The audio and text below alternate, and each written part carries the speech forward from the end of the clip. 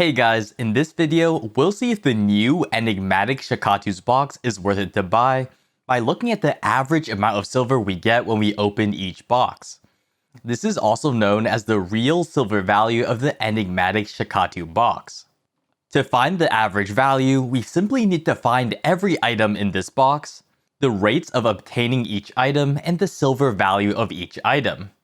Once we get the rates and value, we multiply them together to get the contribution each chance of getting an item gives to the total value of the box.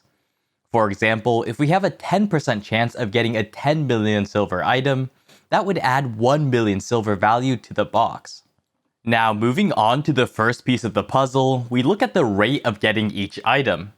Luckily for us, PA has released the official rates on the Black Desert online website, so we don't need to find them ourselves.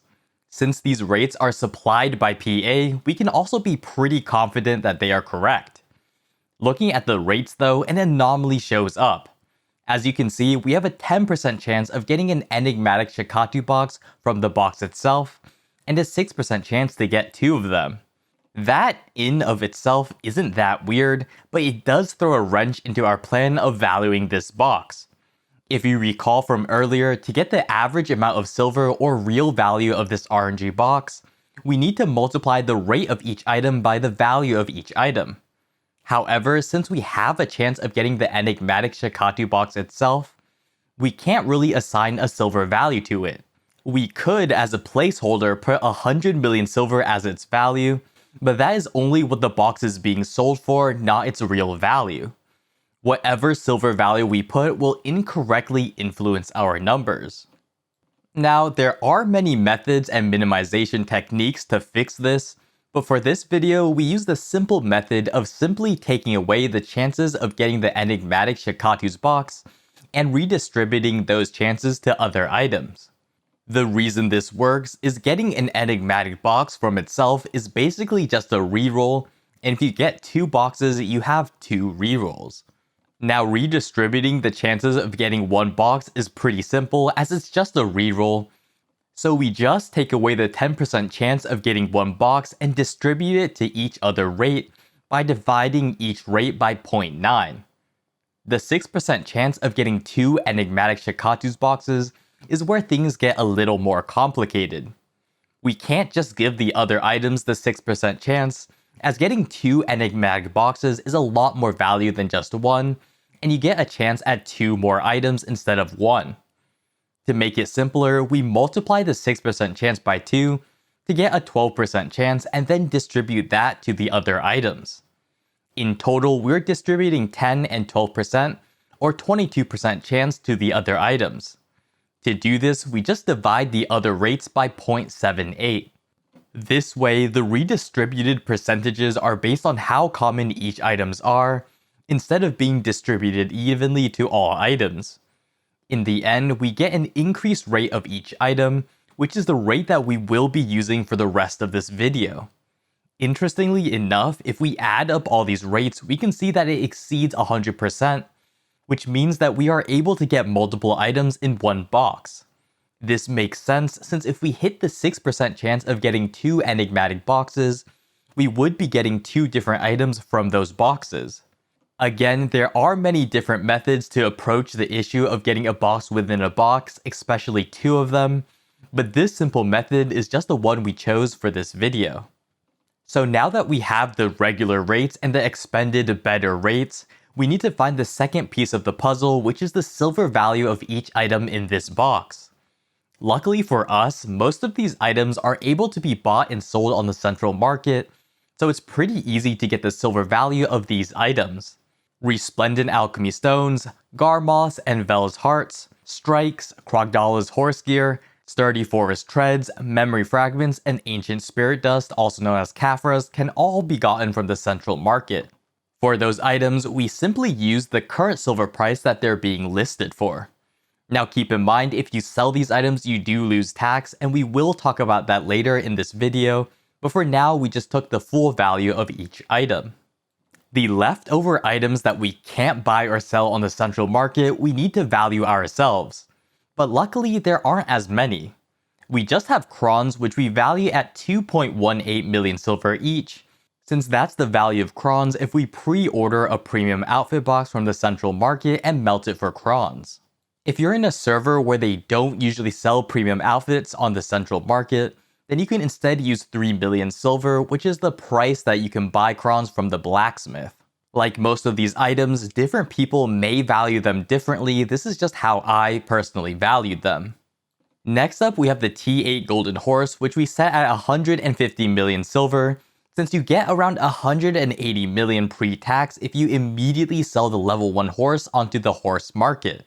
The reason for this is because its T8 starts with Sprint, Instant Excel, and Drift. You lose a bit from tax, but if you're around Artisan or Master training, you should get at least 100 million silver. Now later in this video, when we do take out taxes for central market items, we won't be taxing the horse since the tax is already taken out when you sell it onto the horse market. Now of course, if you're into training or willing to level up this horse to be a higher level, you can get a lot more than 150 million silver, but this price is for people who really just want to liquidate all items that they get onto the market or NPCs. Next up is the Shakatu's Radiant Seal, and it's about 255 million silver for 5, since if you save them up, you can buy around a 5.1 billion silver item for 100 seals. This is of course also pre-tax, but we will talk about tax later. Next, we have Loyalty, which I would say is at least 80 million silver for 2,000 loyalties. The reason for this is the minimum item you can get are Lila's Petals, which is about 2 million for 50 loyalties, which extrapolated would be 80 million for 2,000 loyalties. There are also a lot of better, more value items that you can get, like stacks and other life skill gear, so this would be the minimum value from trading them in for Lila's Petals. Of course, there are also worse items you can buy like artisans, so just make sure you're getting things that you can actually use and aren't overly expensive. In general, the loyalty shop can actually be pretty good and give you a lot of really decent items. If you're buying all the different stacks and other limited items, you can't self-sustain just by logging in and doing the random events, so loyalty is always pretty useful. Finally, we have stacks. Since everyone values stacks differently, it's a bit tough to assign a set silver value. For me though, I generally find that 50 stacks are worth about 80 to 90 million silver at base. For 70 stacks, I doubled this value to have them be 180 million silver. It is a bit tough since it costs a lot more to build these stacks, but BDO really gives out a lot of stacks these days for pretty cheap, and there are also many other ways to get stacks now. Accessories on the other hand have also gotten pretty cheap, so that does add to stacks being lower value. These prices are relatively conservative if you use stacks pretty efficiently, but everyone will have their own price for stacks. For people who make their own stacks, these prices might even be higher than they expect. But with stacks out of the way, we finally have both pieces of the puzzle: the real rate of each item and the silver value of each item. Putting both puzzle pieces together to get the real value of this box, also known as the average silver you get when you open this RNG box, we multiply the rate and the value of each item to get the contribution each chance of getting an item gives to the value of this box. We sum up all these contributions to get the total value of this RNG box. In total, this box is worth around 114.9 million silver before tax, which is honestly pretty good considering that each Enigmatic Shakatu box can be bought for 100 million for one, or 90.9 million silver per box if you buy the 10+1 pack. The downsides of buying this box is of course that you take on the risk of RNG, and you're trading pure silver for items that you may or may not use as efficiently. On top of that, these items also could have tax if you instantly liquidate all of these items onto the central market. If we take out tax, which is about 0.854% of an item's value, this box would only be 105 million silver on average. Keep in mind that this takes away tax on all items that aren't highlighted, as the highlighted items cannot be sold onto the central market like stacks and crons. I would recommend most people who are buying this box not instantly sell all items onto the central market, since the central market is currently being flooded with all the items in this box, bring down their prices. If you want to wait a little bit, it's likely that the prices will eventually rebound, especially memory fragments with the new sovereign weapons coming out. Now, a 105 million silver average post-tax is pretty decent if you don't mind getting random items. In the next section of this video, we'll look at the chances of getting silver or losing silver per one box open. This additional statistic is to replace variance and standard deviation, as variance and standard deviation for RNG boxes are generally so absurdly high that they don't really give actionable information. This is due to RNG boxes being heavily negatively skewed towards the cheaper items. We will also use the basic rates in this analysis, as getting the 1 times RNG box is simply a reroll, and getting the 2 times RNG box would be considered as getting more than the silver value of this box, which is positive. In total, if we add up all items that are worth less than the 100 million price of the box, and all items that are either the same or worth more, we can see that there's a 30% chance when opening this box to get an item worth more than the price of this box, and a 70% chance to get an item worth less. That means that 70% of the time when you open this box, you will be losing silver. However, the average of this box is still greater than the cost, 105 million as we mentioned earlier, and this is the case because the high-end items cost so much silver that it pulls the average up. The downside is that 70% of the time you will be losing silver, so if you only open a couple boxes, you can very easily still lose average silver value. The cool thing about this box is because you can buy so many of them, you should be closer to the average amount of silver when you buy 100 or 200 of them, which should be a positive silver gain. In the end, even post-tax, you're getting about 105 million silver on average per box. If you're buying the 10+1 pack, each Enigmatic Shakatu box would be about 90.1 million silver each, which is actually pretty good. On average, you would be getting around 10 million silver per box. You do have a 70% chance of losing silver per box, but on average, you should be making a decent amount of value just trading in pure silver for items.